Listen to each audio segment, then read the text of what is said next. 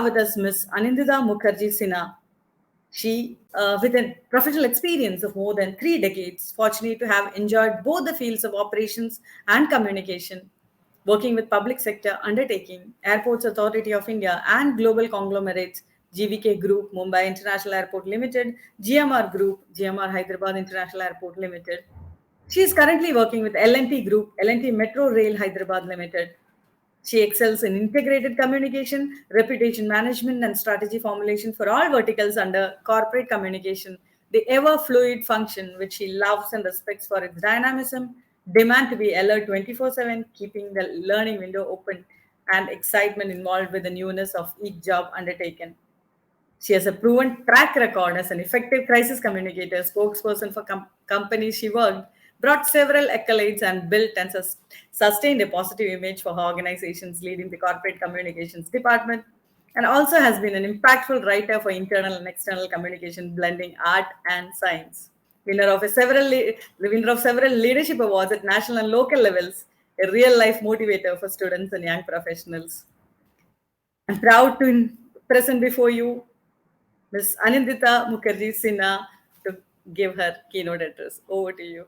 Really privileged. At least I am very privileged that I'm invited to speak on this topic, which is very close to my heart. That is achieving, gender diversity, gender equality, and why to empower women and children. Yes, it is very important. In fact, there are many countries where still it is not a fundamental right, but fortunately for many countries like us, it is a fundamental right.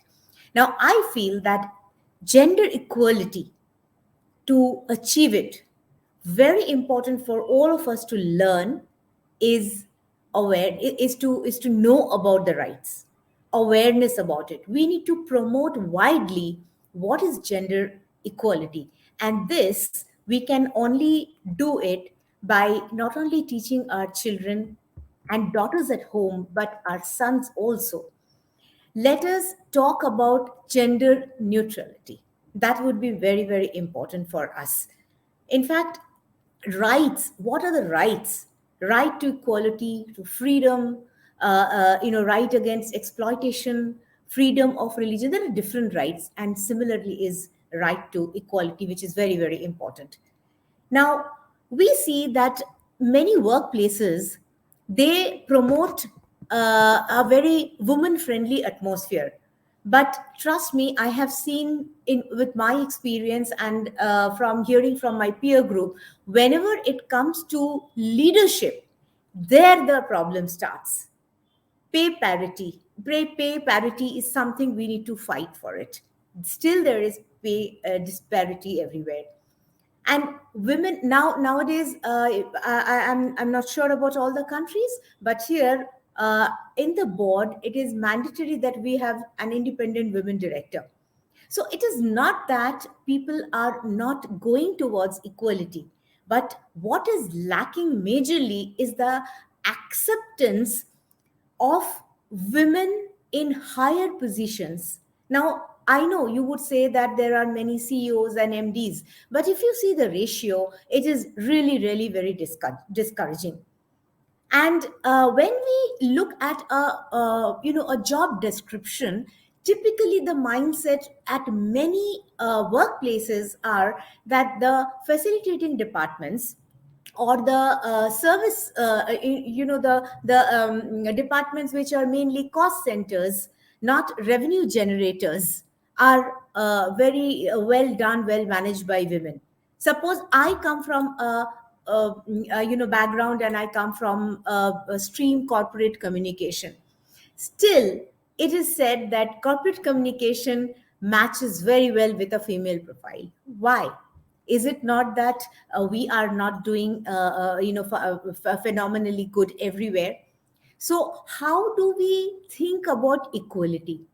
As women, it is definitely our duty as well to give equal respect to another woman beside us, to try to pull them up, give a helping hand, and bring them to the level where you think you can command respect.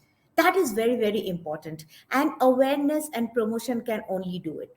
We ourselves should believe in it. First of all, we ourselves should accept the gender diverse atmosphere, whether in any party, in a workplace, or at our home.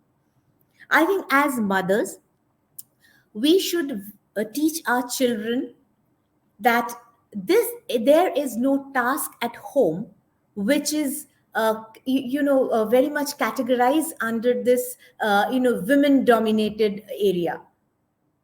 I think the culture should be at every household. Why I am coming to the household is that is where you grow up. That is where the culture seeps in you. That is where you learn the basics of humanity. That is where you learn how to respect another individual.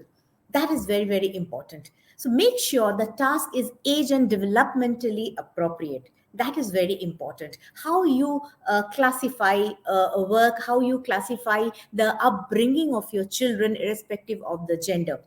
Teach necessary skills before expecting your child to succeed. That is also very important. Listen and express empathy. I must say, friends, that we as women, we definitely can claim an upper hand when empathy is concerned. And there, I think we have won half of the battle. It is very, very important that we believe in it. We are, I think, I would say that we are very inherently very empathetic. Our emotional quotient is very high. So we need to encash all these factors to promote and to make people believe them, to make people understand, make people aware that it is not only a fundamental right. Gender equality is not only a fundamental human right, but it is necessary, very much needed for a very very peaceful, a culture oriented, a very sustainable foundation, and for the sustainable world. Now, how do we sustain it? It is a movement. It cannot happen in a day or two. Or we say that, okay, today evening we are talking at this gender equality session organized by GCPIT, and tomorrow we'll see everyone is empowered. No, it doesn't happen like that.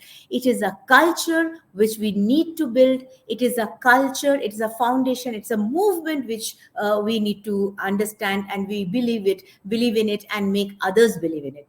So there are progress, definitely. I must say there are definitely a lot of progress going on across the world.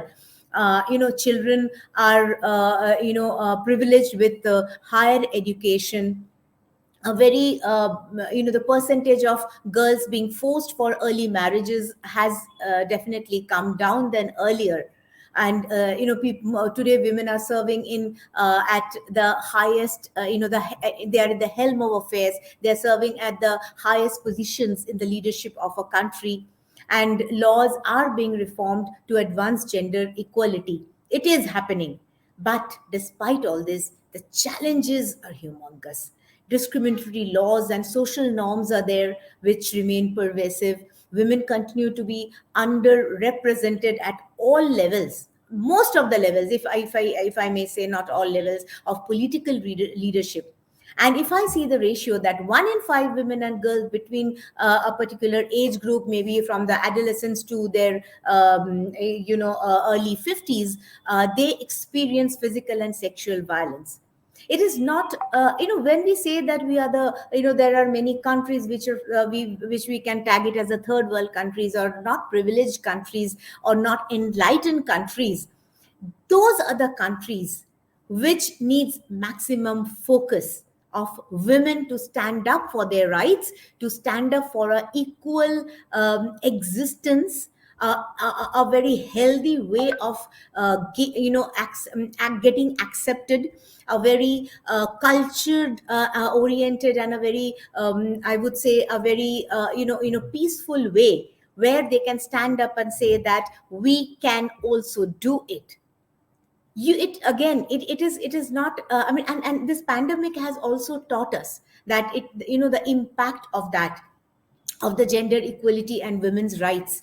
I think the entire scenario has changed. We play a very disproportionate role in responding to the we had played into the virus. In fact, this work from home culture has a lot of tussles in the families, and women, unfortunately, they were the people, they were the gender who were affected most at home.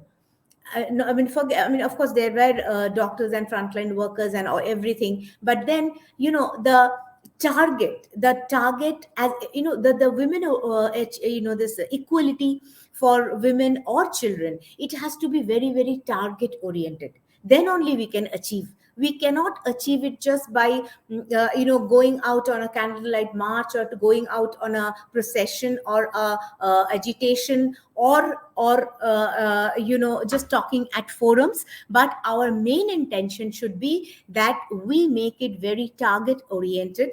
We present before our rights, and a discrimination minus world for women and girls everywhere, and see that it is included in the constitutions. Once rules follow in the preamble or our constitution, then only we can claim our rights in a better way.